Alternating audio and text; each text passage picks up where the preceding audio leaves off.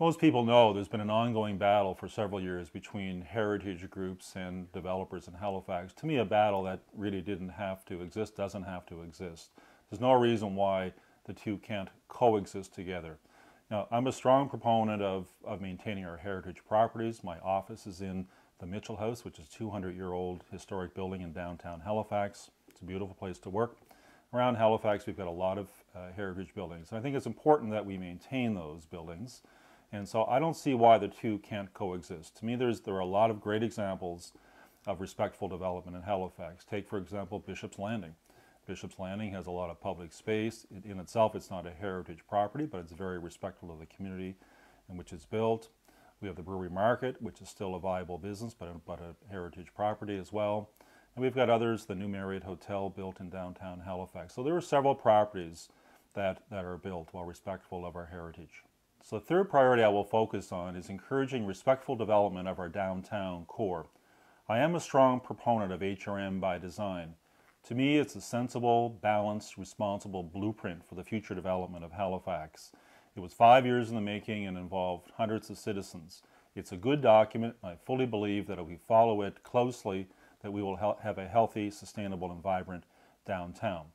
But not surprisingly, this current councillor, who approved the plan just 2 years ago, now wants to operate against its guidelines.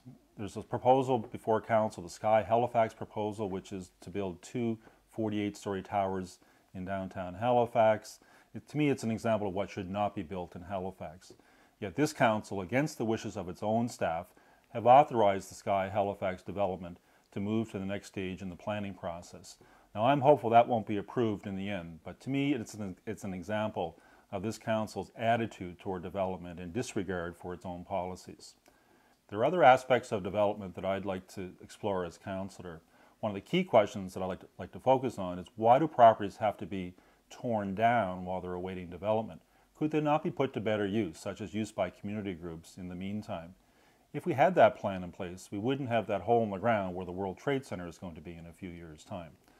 I'd also like to ask, if a building is torn down, why can we not require the property be beautified in the meantime? If you look at the QEH High School site, which was just torn down, they used some topsoil and sods, and the property looks great while they're trying to decide what's going to happen. We can do that in Halifax. We can implement those conditions on developers while projects are awaiting development, so we don't have eyesores throughout our downtown core.